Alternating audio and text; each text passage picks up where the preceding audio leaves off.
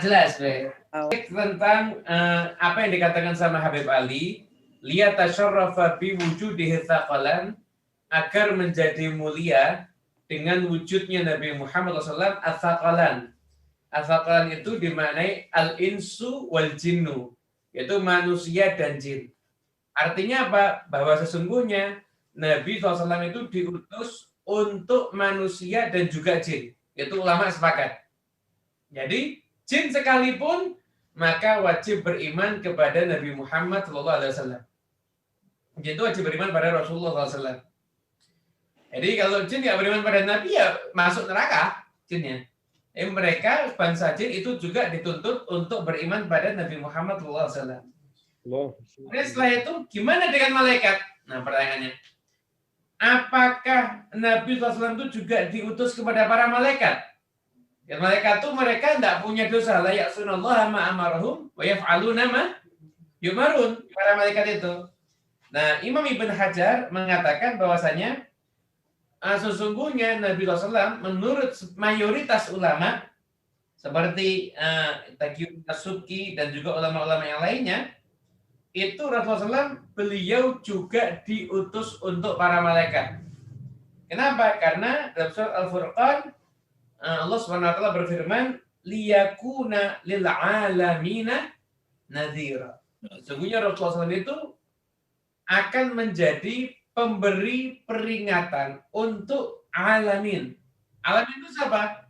Manusia, jin, dan malaikat termasuk dalam alamin. Artinya berarti Nabi Muhammad SAW beliau pun juga diutus kepada para malaikat.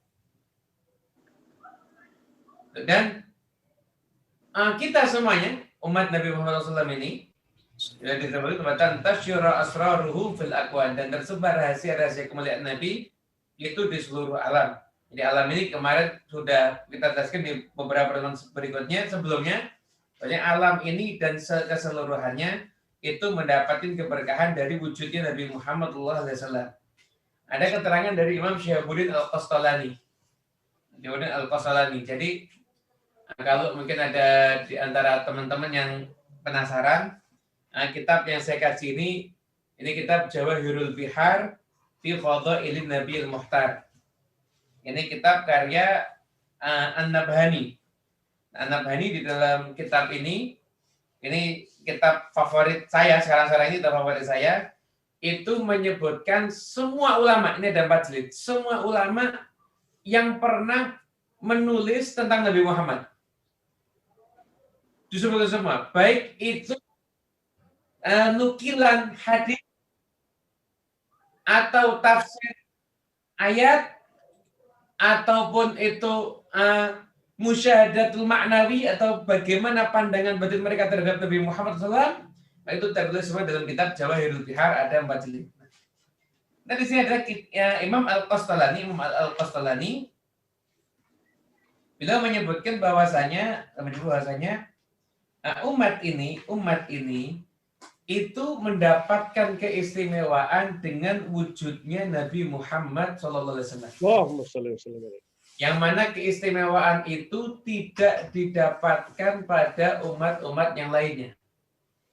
Jadi keistimewaan yang kita dapatkan dengan wujudnya Nabi Muhammad itu tidak didapatkan oleh umatnya Nabi Isa, tidak didapatkan oleh umatnya Nabi Musa, tidak didapatkan oleh umatnya Nabi-Nabi yang lainnya.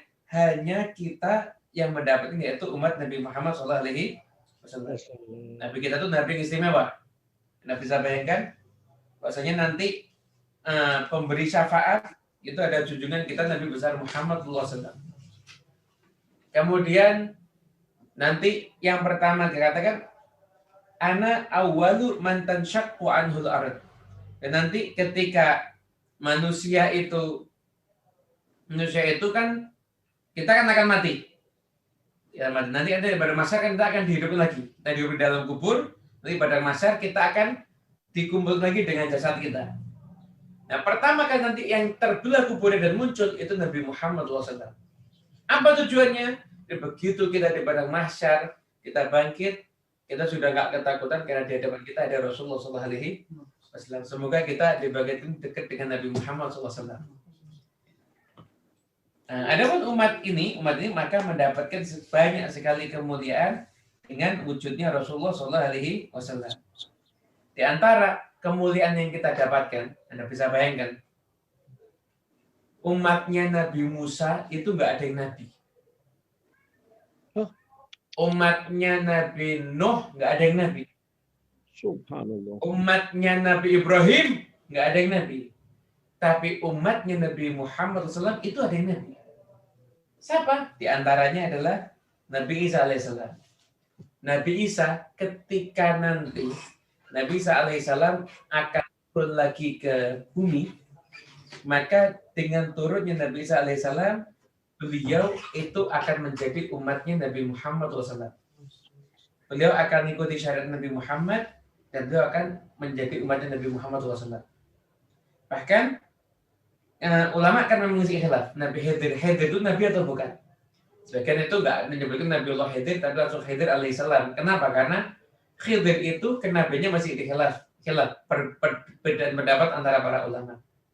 Nabi Khidir alaihissalam, kalau memang beliau itu Nabi, maka beliau itu juga mengikuti syariat Nabi Muhammad SAW. Nabi Ilyas katanya juga masih hidup, maka beliau pun juga mengikuti syariat Nabi Muhammad SAW. Yang kata oleh Imam Al-Qastlani, walaysa fir rusuli man yatba'uhu rasulun lahu kitabun illa nabiyuna SAW. Tidak ada di antara rasul yang diikuti oleh rasul yang lain dan rasul itu punya kitab kecuali Nabi Muhammad SAW. Gitu. Bahkan termasuk khusus yang kita dapatkan adalah kuntum khairu ummatin. Kita ini langsung otomatis menjadi khairul umat yang terbaik. Kenapa? Karena kita itu menjadi ummatul Muhammadiyah, umatnya Nabi Muhammad SAW. Nah, kemudian setelah itu disebutkan pula di dalam kitab ini bahwasanya khususnya untuk umat ini sangat banyak sekali. Sangat banyak sekali di antaranya katakan mukjizatnya Nabi Muhammad SAW itu adalah mukjizat yang terus sampai hari kiamat. Umat Nabi Musa alaihissalam, mukjizatnya Nabi Musa apa? Kita semua tahu kan? Tongkat. Yang melihat tongkat itu dipukulkan itu hanya 12 suku Bani Israel. Yang lainnya lihat tak? Tidak lihat. Berarti ketika itu mereka tidak mendapatkan istilahnya menyaksikan langsung kehebatan mukjizat. Umatnya Nabi Isa nggak semua mungkin lihat ketika Nabi Isa menyembuhkan orang buta dan sebagainya. Tapi kalau umatnya Nabi Muhammad SAW diberikan mukjizat yaitu Al-Quran. Damat ladaina fafaqat kullah mukjizatin, kata Imam Al-Busiri. Al-Quran itu adalah satu mukjizat yang langgeng terus ada di sekitar kita, bahkan mengalahkan semua mukjizat yang ada. Itu adalah mukjizat daripada Al-Quran. Lalu itu luar biasa nih, kita semuanya dapat Al-Quran. Sekarang masalahnya mukjizat di rumah kita taruh mana? Nah, kita baca atau nggak kita baca? Nah, kita masih ikuti atau sudah nggak kita ikuti lagi? Kenapa? Al-Quran itu adalah mukjizat untuk kita semuanya.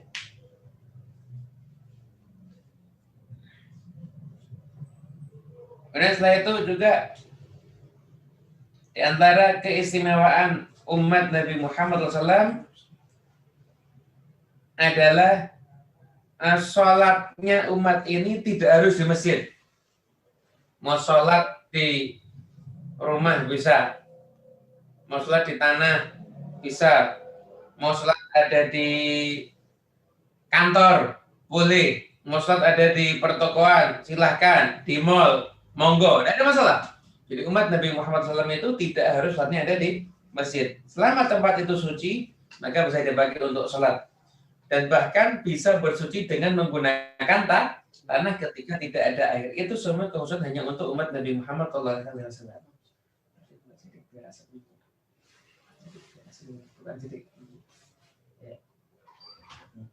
Dan setelah itu adalah wudhu. Wudhu juga merupakan khususiyah daripada umat Nabi Muhammad SAW. Di umatnya lain nggak ada wudhu. Dan nanti umatnya Rasulullah SAW itu nanti dikenali di hari kiamat dengan bekas wudhunya. Nah, dengan bekas wudhunya itu akan dikenali umatnya Rasulullah Shallallahu Alaihi Wasallam. Begitu. Makanya kata kalau wudhu itu dipanjangkan. Nah, di bagian muka itu memang yang wajib kan dari tempat rambut, temunya rambut sampai dagu, tapi itu dipanjangkan sampai leher ini. Kalau perlu juga kita jadi leher itu juga kena. Dan kalau tangan memang wajibnya sampai siku, tapi kita panjangkan. Kenapa? Karena ini nanti di hari kiamat akan jadi tanda pengenal kita, maksudnya kita umat Nabi Muhammad SAW. Berbahagialah yang di hari itu cahaya meliputi tubuhnya karena banyak anggota wudhu yang dia panjangkan ketika dia mengerjakan wudhu di masa hidup di dunia. Itu juga umat ini ada adzan, ada iqamat, tidak pernah ada pada umat yang lainnya. Kemudian umat ini mendapatkan keberkahan, yaitu ada takmin fi shalah, yaitu bisa amin berbarengan dengan imam ketika sholat. Jadi dalam sholat ada walad dhalin, maka yang aminnya bersama dengan aminnya para malaikat, maka dia akan diampuni dosanya oleh Allah Subhanahu wa taala. Anda bisa bayangkan, amin Anda aja itu dihargai sama Allah. Bukan karena apa? Karena kita umat Nabi Muhammad sallallahu alaihi wasallam. Bahkan juga ruku, gerakan sujud umat Nabi terdahulu ada, tapi ruku hanya untuk umat Nabi Muhammad sallallahu alaihi wasallam dalam ibadahnya. Anda kalau lihat ruku itu katanya posisi relaksasi yang paling bagus. Anda kalau lagi perjalanan jauh atau capek atau gimana atau apapun juga, Anda posisi ruku, nanti Anda insya Allah akan merasakan enak badannya itu nanti enteng. Itu juga khususnya juga kita semuanya punya waktu-waktu istimewa. Dan di hari Jumat. Hari Jumat ada waktu ijabah. Kapan? Ada yang bilang Kamis sore, ada yang bilang Kamis ba'dal maghrib, ada yang bilang Jumat sebelum subuh, Jumat pada subuh, ada yang mengkhatib ketika duduk di antara dua mimbar. Ada juga yang mengatakan itu ketika Jumat ba'dal asar. Berhasil Imam Ibn Hajar dan Fathul Bari punya 42 pendapat tentang kapan waktunya yang ijabah, yang mana kalau setiap orang itu doa di waktu itu, doanya akan dijabah oleh Allah Subhanahu wa taala di hari Jumat. Dan juga mendapatkan khususnya bulan Ramadan, yang mana malam pertama Ramadan siapapun yang mendapatkan pandangan rahmat Allah nggak akan dihadap oleh Allah Subhanahu wa taala selama-lamanya. Dan juga dikatakan di sini umat ini juga memperoleh keistimewaan, yaitu ikhtilafuhum rahmah wa ijma'uhum hujjah. Ikhtilafnya mereka itu rahmat, ijma'nya mereka itu menjadi satu hujjah. Jadi kalau mereka ijma', bahkan termasuk ijma' sukuti, ketika mereka diam nggak mengingkari satu perbuatan, maka dari itu mereka menyetujui jadi satu landasan hukum. Ketetapan mereka bisa jadi satu landasan hukum, dari Quran hadis. Ketetapan mereka ijma' bisa jadi landasan hukum, dan perbedaan pendapat di antara mereka itu adalah rahmat. Banyak sekali di antaranya juga bencana yang ada di antara mereka, bencana yang ada di antara mereka, musibah, ada yang mati banjir, itu mereka bisa mendapatkan daripada derajat maqam mati syahid. Juga ada juga keistimewaan umat ini, yaitu adalah sanad. Umat ini sekalipun terpisah dari nabinya 1400 tahun lebih, tetapi mereka bisa mendengarkan semua ucapan nabinya karena barokah sanad hadis, sanad ilmu. Jadi mereka itu selalu dikawal dari pengawalan Nabi Muhammad SAW, seakan Nabi itu nggak berpisah daripada umat Nabi Muhammad SAW ini. Itulah keistimewaan dari Rasulullah SAW. Kemudian selanjutnya lagi yang ada di syair Sumtu Durar ini itu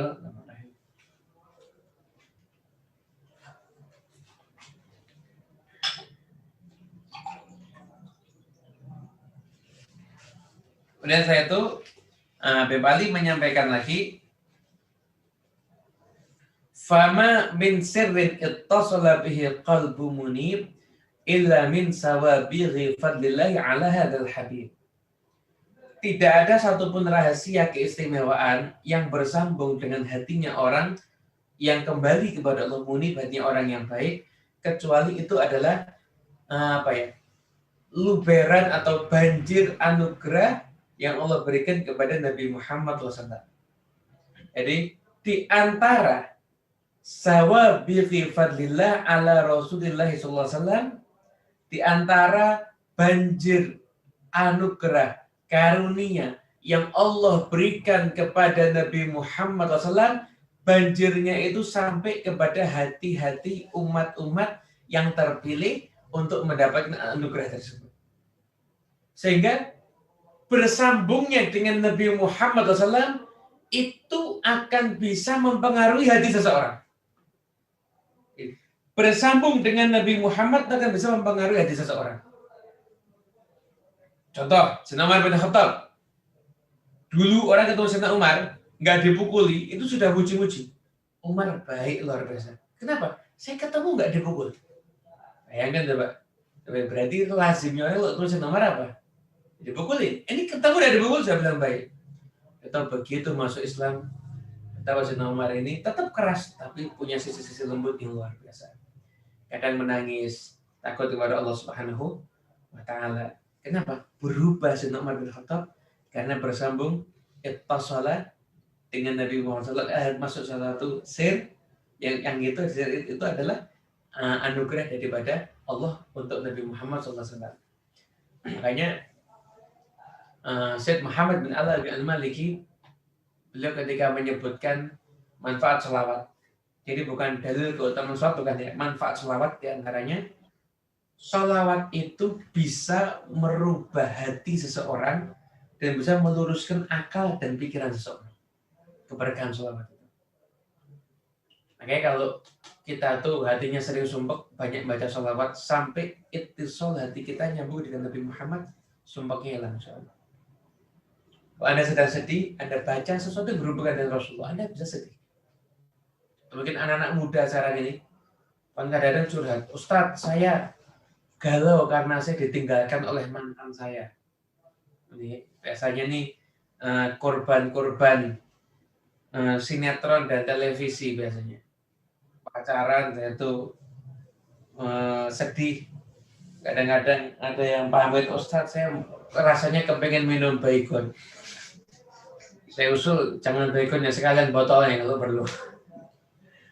Jadi saya sumpah, kenapa sih nggak bisa move on dan sebagainya, kenapa saya kok begini, kenapa saya kok disakitin, kenapa saya kok bisa sholawat. Kenapa? Karena kalau hati itu bersambung dengan Nabi Muhammad SAW, maka luberan berkah oleh Allah berikan pada Nabi Muhammad akan sampai kepada hati manusia ya, yang bersambung dengan Rasulullah SAW.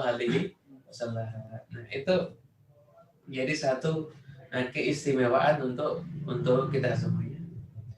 Dulu kan ada seorang ulama, Sa'duddin At-Taftazani. Kisah ini ada di kitab Syadzaratul Dzahab. Syadzaratul Dzahab mengisahkan kisah ini. Sa'duddin At-Taftazani, ulama besar, ulama hebat. Beliau itu dulunya ketika di kelas, di pelajaran, ketika belajar, itu bukan orang yang pintar. Malah orang yang nggak begitu pintar. Akan tetapi karena beliau rajin terus, waktu ketika beliau masih belajar, tiba-tiba ada yang manggil, kamu dicari sama Rasulullah SAW. Saya nggak tahu itu mimpi atau punya foto. Walhasil berjumpa dengan Nabi Muhammad SAW. Kemudian ketika itu Nabi meludahi mulutnya. Begitu mulutnya diludahi oleh Rasulullah SAW, maka keesokan harinya beliau jadi orang yang paling pintar ada di kelas itu. Seketika itu berubah. Bahkan gurunya awal jadi guru, setelah itu jadi murid. Kenapa? Karena mendapatkan berkahnya Nabi Muhammad SAW. Juga ada kisah Syekh Abdul Aziz Ad-Dabbagh. Nah, ini kitabnya luar biasa, Al-Ibris Bikalam Abdul Aziz. Ini ulama sufi yang luar biasa dari Maroko. Nah, dikatakan oleh muallif kitab ini, An-Nabhani, mengatakan sebab saya mengumpulkan kitab ini, kisah-kisah ulama atau kesaksian ulama tentang Nabi Muhammad SAW, kesempurnaan beliau, akhlak beliau, itu karena saya lihat di kitab Al-Ibris, Imam Syekh Abdul Aziz Ad-Dabbagh itu mensifatkan Nabi Muhammad SAW dengan sifat-sifat yang luar biasa. Syekh Abdul Aziz Ad-Dabbagh itu adalah seorang yang soleh. Nah, beliau itu suatu ketika berjumpa dengan Nabi Khidir alaihi salam. Di perjumpaannya itu Nabi Khidir alaihi salam memberikan ijazah kepada Abdul Aziz Ad-Dabbagh. Suruh doa, Allahumma ya Rabbi bijahi Sayyidina Muhammad bin Abdullah SAW ijma' baini wa baina Sayyidina Muhammad bin Abdullah fi dunya qalal akhirah. Ya Rabbi, Allahumma ya Allah, berkat kemuliaan nabiku junjungan Muhammad bin Abdullah SAW, maka kumpulkan aku dengan beliau di dunia sebelum di akhirat. Dibaca sehari 7.000 kali. Akhirnya beliau itu akhirnya bisa yaqadhah, berjumpa langsung dengan Nabi Muhammad SAW. Oh Habib, kok bisa Habib? Kan Nabi sudah wafat. Masa orang bisa berjumpa langsung dengan Nabi? Padahal Nabi sudah wafat.